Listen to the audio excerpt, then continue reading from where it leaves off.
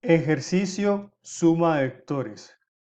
Encuentra la magnitud y el ángulo de la resultante de los siguientes vectores. Los siguientes vectores son P1, P2, P3, P4, donde en cada uno de ellos se indica su magnitud y su dirección respecto al eje X. Para resolver el problema, vamos a indicar en la figura las componentes de cada uno de los vectores.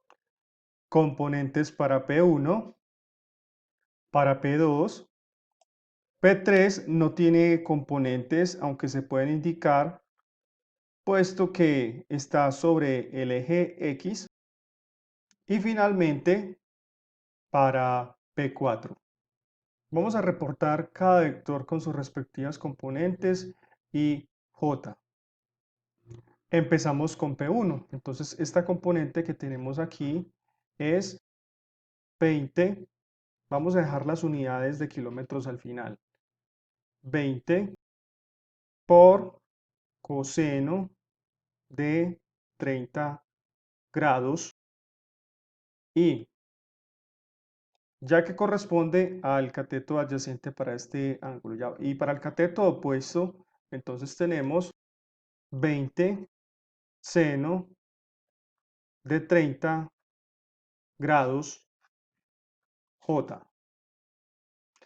Para P2, entonces, observen que esta componente, el cateto adyacente al ángulo de 60 grados, es una componente que apunta hacia la izquierda, por lo tanto le tenemos que agregar un menos.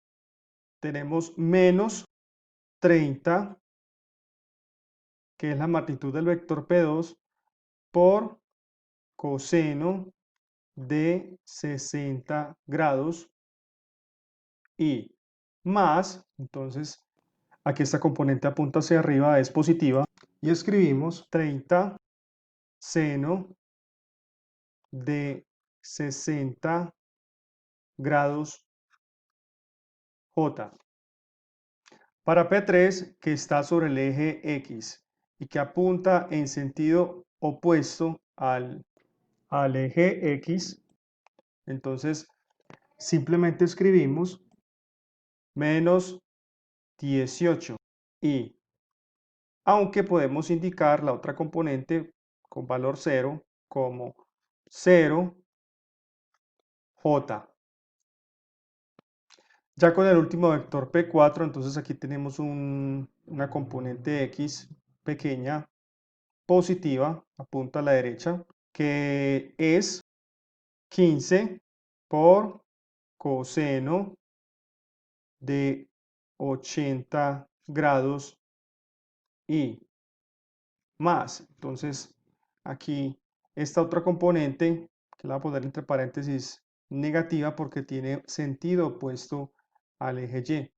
Entonces, menos 15 por seno de 80 grados J. Determinaremos el vector resultante P, que es la suma de los cuatro vectores. Entonces voy a escribir la suma de las componentes en X y de Y de manera separada.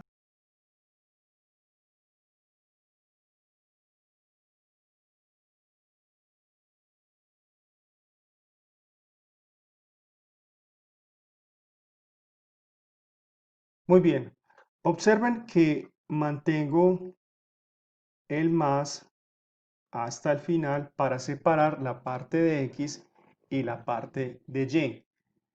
Ahora vamos con nuestra calculadora para sumar cada parte. Entonces vamos con la parte de X. Esto nos da aproximadamente menos 13,07. Y para la parte de Y nos da aproximadamente 21,21. Observen que aquí ya en este resultado estoy indicando las unidades. Bien, una vez determinado el vector resultante del vector P, vamos a determinar su magnitud y su dirección. Entonces, para el vector P, la componente en X, que la vamos a llamar P sub X, es menos 13,07 kilómetros y P sub Y es 21,21 kilómetros. Utilizamos la fórmula que proviene del teorema de Pitágoras y reemplazamos.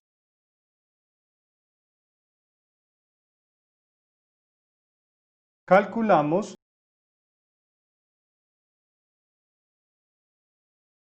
y esto nos da aproximadamente 24,9 kilómetros. Entonces aquí tenemos un primer resultado del problema. Y ahora vamos a determinar el ángulo. Para determinarlo, entonces utilizamos la fórmula θ igual a tangente inverso de P sub Y sobre P sub X. Reemplazamos,